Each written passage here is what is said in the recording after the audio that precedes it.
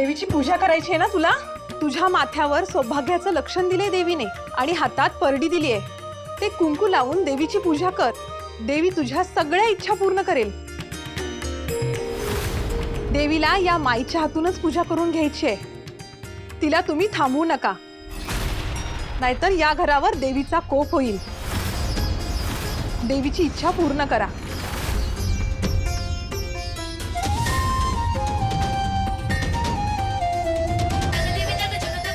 आज मार्गशीर्षातला गुरुवार आहे.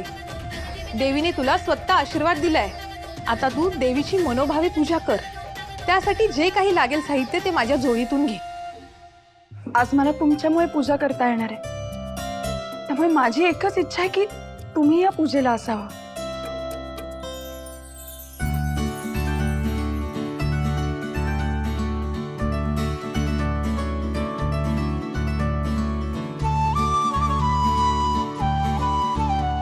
वीणा, आणखीन फुलं लागतील ग.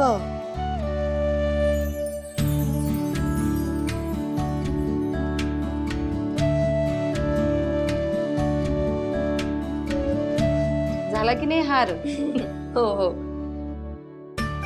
तुला माहितीये सई, आमच्या घरी ही कायम अशीच पूजा व्हायची. पण मार्गशीर्षामध्ये गुरुवारी पूजा का करतात? अगं, गुरुवार म्हणजे गुरुचा वार. गुरु म्हणजे संपत्ती, कुटुंब, घरातलं स्थैर्य याची देवता असते. म्हणून मार्गशीर्षातल्या गुरुवारी आपण देवी महालक्ष्मीची पूजा करून तिला सांगतो, तिला प्रार्थना करतो की आमच्या घरात सुख समृद्धी, शांतता, समाधान, कौटुंबिक स्वास्थ्य या सगळ्याचा वास असू दे. तुला कोणी सांगितलं पण हे सगळं? आजी सांगायची. हो.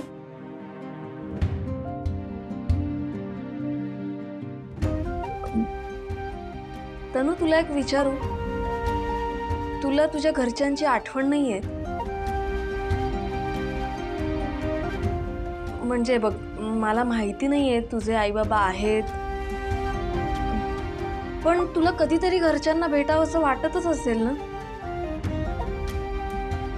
तुझ्या आई बाबांना भेटावंसं वाटत असेल. भेटावंसं तर वाटतंच आहे. पण आता सत्य हेच आहे की मी पुन्हा कधीच माझ्या माहेरी जाऊ शकत नाही.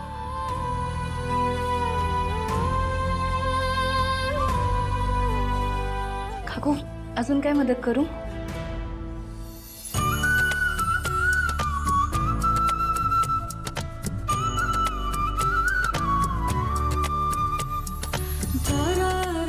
आई, ही पूजा म्हणजे आणखी एक कारण असतं ना मुलींना माहेरी जाण्याचं.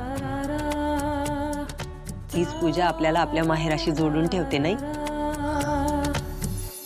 काय ग, तुला जायचंय का माहेरी? नाही, बरेच दिवस झाले आईकडे राहायला गेलीच नाहीयेस. नाही आई, आता वरदला गेले होते ना घेऊन, तेव्हा ओझरती भेट झाली आमची.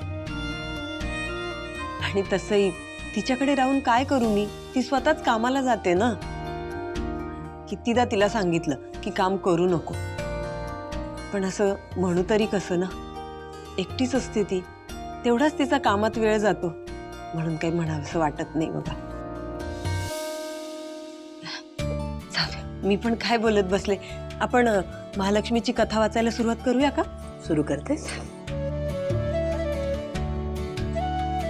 आई, ही सगळी पूजा मांडण्याची पद्धत तुमच्या माहेरची आहे ना? अजूनही ते सगळं तुम्ही पाळता? पण माहेरवाशीण म्हणून मार्गशीर्षातल्या गुरुवारी तुम्ही जात नाही माहेरी.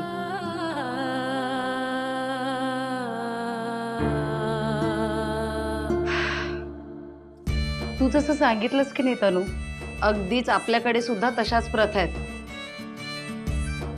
पण आमच्याकडे ना अजून एक अशी प्रथा आहे की मार्गशीर्षात माहेरवाशीण घरी येते. काकू, म्हणजे काकांची बहीण आज येणार का इथे? नाही ग, ते ह्यांना साखरपुड्याला पण बोलवायला तयार नाहीये. पूजेला काय बोलवणार? आपण एक आयडिया करूया का? हे बघ, काका तर काही घरात नाहीयेत, मग आपण त्यांच्या बहिणीला गुपचूप बोलवलं तर? ए बाई, नको ते काहीतरी सांगू नकोस हं. तुला माहिती आहे ना, त्यांना ताईने इथे आलेलं चालत नाही. आणि त्यांचा शब्द म्हणजे काळ्या दगडावरची रेघ. आणि जसं ह्यांना ताईने इथे आलेलं चालत नाही ना, तसं ताई सुद्धा इथे यायला तयार नाहीये. त्यामुळे तुझ्या आयडिया राहू दे तुझ्याचकडे.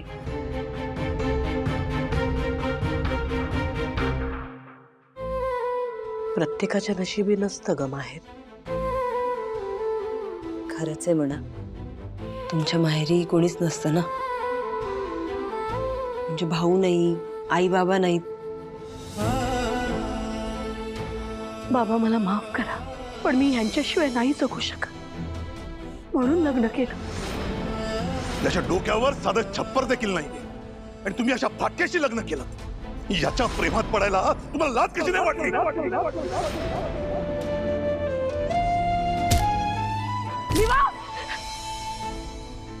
हो ना,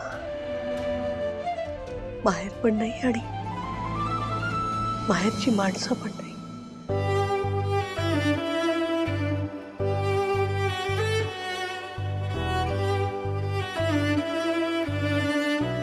काकू, पण एक सांगू का?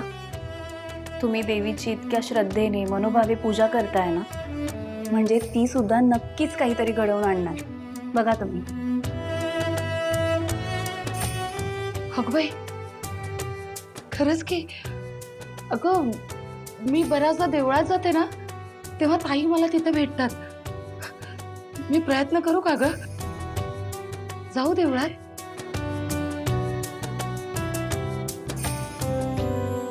देवीच्या मनात असेल ना तर नक्की तुमची भेट होणार.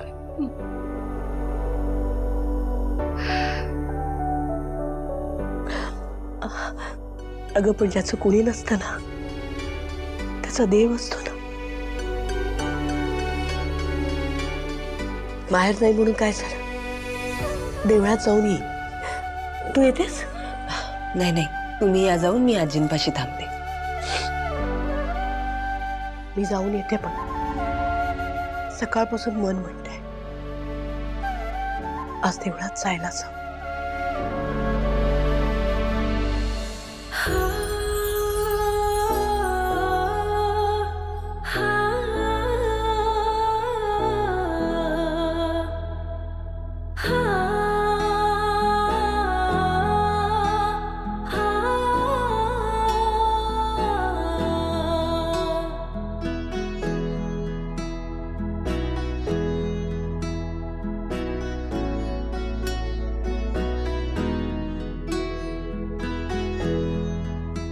माय जोगवाले.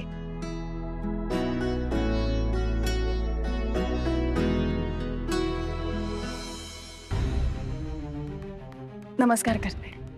अखंड सौभाग्यवती भव. फार त्रासलेस ग बाई, पण तुझ्या संकटामधून तुला स्वतःलाच बाहेर काढावं लागेल. मदतीचा हात भेटेल तुला, पण तुला ते हेरावं लागेल. संकेत देईल देवी. ओळखायचं तू.